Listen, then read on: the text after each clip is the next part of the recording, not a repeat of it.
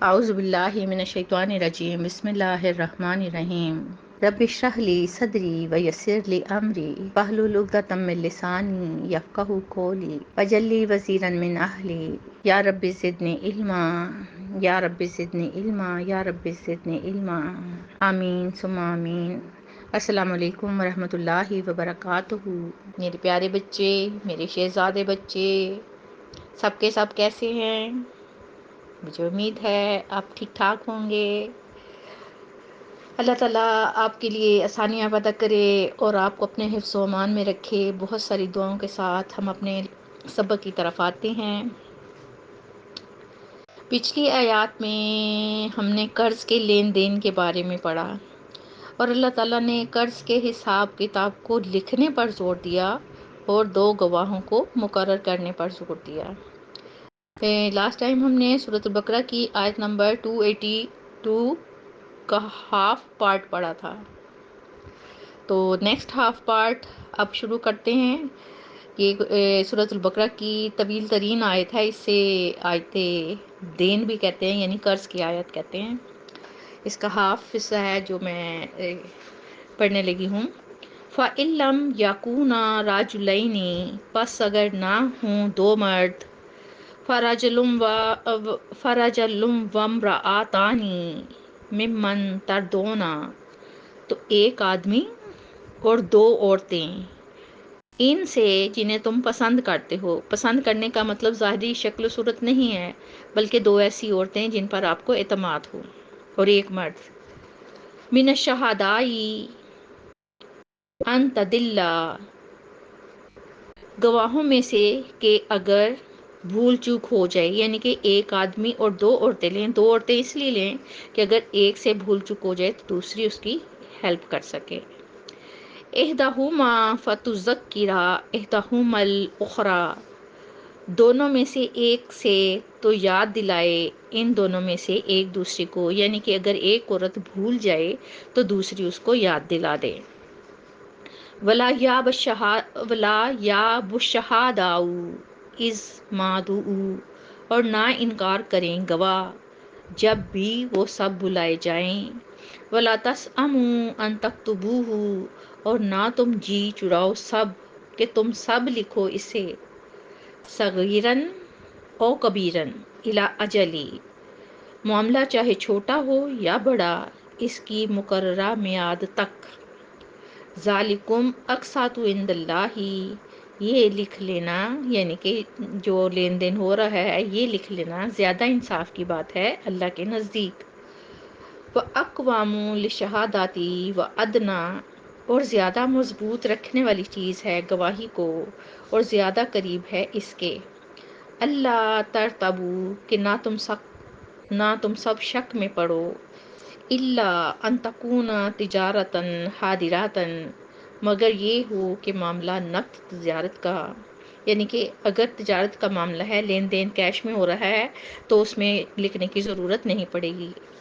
تدیرونہا بینکم، تم سب گھماتے ہو اسے اپنے درمیان، یعنی کہ ہو سکتا ہے جنس کے بدلے جنس لیں آپ، یا کیش میں آپ سیل کریں تو معاملہ اگر وہیں ختم ہو گیا تو اس کو لکھنے کی ضرورت نہیں ہے۔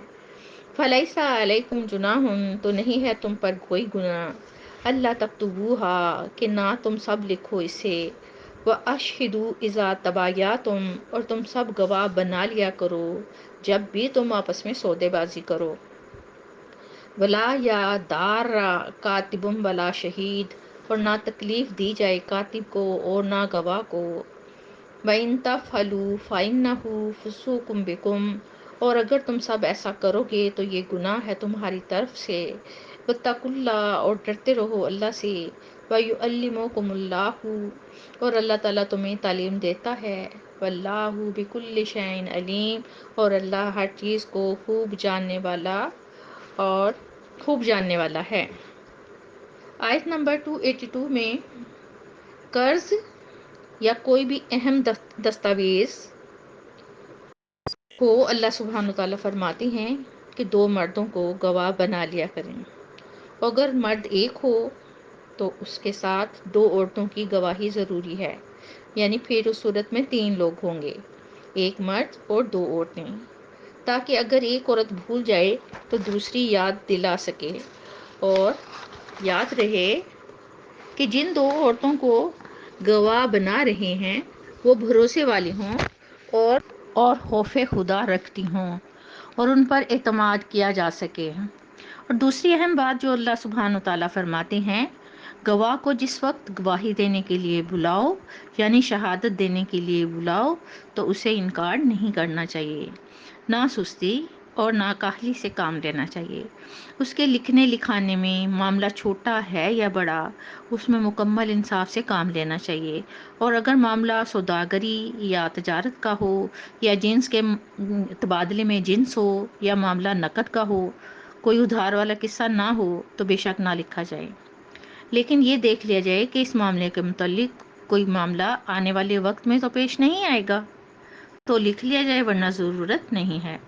اکثر ایسا ہوتا ہے کہ ہم اگر اپنے بہن بھائیوں سے یا قریبی رشتہ داروں سے یا دوست احباب سے قرض لیتے ہیں تو ہم سمجھتے ہیں کہ ان رشتوں میں لکھنے کی کیا ضرورت ہے، لیکن اللہ سبحانہ تعالیٰ فرماتے ہیں، اور ان کی کوئی بھی بات حکمت سے خالی نہیں ہے، اور سمجھ بوجھ بھی یہی کہتی ہے کہ ایسا ہی کرنا چاہیے۔ اس آیت کو آیت دین یعنی قرض کی آیت بھی کہتے ہیں۔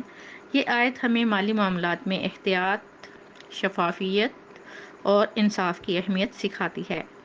یہ قرض اور دیگر مالی معاملات کو تحریری شکل میں محفوظ کرنا اور گواہوں کی موجودگی کو یقینی بنانا بھی سکھاتی ہے۔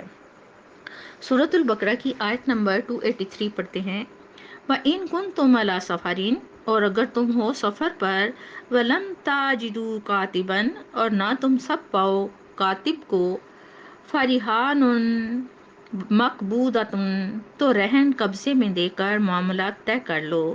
فَإِنْ آمِنَا، پھر اگر اطمینان ہو جائے، بَعْضُكُمْ بَعْضًا فَلْيُؤَدِّ، تم میں سے بعض کو بعض پر تو چاہیے کہ ادا کر دے، الذی تؤمنا، وہ چیز جس کے پاس امانت رکھی گئی تھی، اماناتہ، اس قرض خواہ کی امانت، ولیتق اللہ ربہ، اور چاہیے کہ وہ ڈرے اللہ سے جو کہ اس کا رب ہے، ولا تکتموا الشہادۃ، اور مت تم سب چھپاؤ گواہی کو، ومن یکتمھا فإنہ، اور جو چھپاتا ہے اسے تو یہ یقینی بات ہے کہ آثم قلبہ، کہ گناہگار ہے اس کا دل، واللہ بما تعملون علیم، اور اللہ اسے اور جو تم سب کرتے ہو اسے خوب جاننے والا ہے۔ اس آیت میں اللہ سبحانہ وتعالیٰ بیان کر رہے ہیں کہ اگر تم لوگوں میں سے کوئی سفر پر نکلا ہو اور قرض کا معاملہ ہو لیکن کاتب یعنی لکھنے والا موجود نہ ہو، تو ایسے صورت میں چیزوں کو گروی رکھ کر بھی معاملہ طے کیا جا سکتا ہے۔ گروی کا مطلب کیا ہے؟ فرض کر لیں آپ کسی سے 40,000 ادھار لیتے ہیں اور قرض دینے والا جیسے آپ پر یقین نہیں کر رہا، تو ایسی صورت میں ہو سکتا ہے آپ کے پاس اس 40,000 کے برابر کی کوئی گھڑی ہو یا اتنی ہمالیت کی کوئی چیز ہو جو آپ کے پاس ہو، تو آپ قرض کے بدلے اپنی گھڑی یا وہ چیز اسے دے سکتے ہیں۔ اب آپ نے اپنی گھڑی اس کے پاس رہن رکھی ہے۔ گروی رکھنے کا مقصد یہ ہوتا ہے کہ قرض دہندہ کو اس بات کا یقین ہو جائے کہ اس کا حق محفوظ ہے، اور اگر کوئی گروی رکھنے کا موقع نہ ہو تو دونوں لوگ آپس میں ایک دوسرے پر بھروسہ کر کے معاملات طے کر سکتے ہیں۔ تو اب جس پر بھروسہ کیا گیا ہے اسے اپنی امانت یعنی قرض جو لیا تھا وہ ایمانداری سے واپس کر دینا چاہیے۔ اللہ سبحانہ و تعالیٰ نے اس آیت میں اس بات کی بھی تاکید کی ہے کہ جو شخص قرض لے یا دے اسے اللہ سے ڈرنا چاہیے، اسے متقی ہونا چاہیے اور امانت کو صحیح طریقے سے ادا کرنا چاہیے۔ اللہ سبحانہ و تعالیٰ چونکہ ہر چیز کا علم رکھتے ہیں اور کوئی بات بھی ان سے چھپی نہیں رہ سکتی، یہاں گواہی کو بھی چھپانے سے منع کیا گیا ہے۔ گواہی دینے والے کو ضرورت پڑنے پر گواہی ضرور دینی چاہیے۔ گواہی چھپانا اللہ کے نزدیک گناہ ہے، اور گواہی چھپانے سے وہ گناہ گار ہوگا۔ اب آیت میں ہم نے کیا سیکھا کہ سفر کے دوران معاملات کو کس طرح طے کرنا ہے۔ اللہ سبحانہ و تعالیٰ نے سود، قرض حسنہ کے بارے میں ہر بات کھول کر بیان کر دی۔ کہیں آپ کو محسوس ہوتا ہے کہ ہمیں سمجھ نہیں آ رہی، لیکن ہم قرآن کو کھولیں گے، ترجمے کے ساتھ پڑھیں گے، غور و تدبر کریں گے تو سمجھ آئے گی نا۔ جب تدبر کریں گے نا تو ہر دروازہ اپنے آپ کھلتا چلا جائے گا. بات کی سمجھ آ جائے گی تو ریئیکٹ کر دیا، بات کی سمجھ آ جائے تو آپ ریئیکٹ کر دیا کریں، حوصلہ ملتا ہے. ورنہ شیطان تو ہر جگہ سے ہم پر حملہ کرنے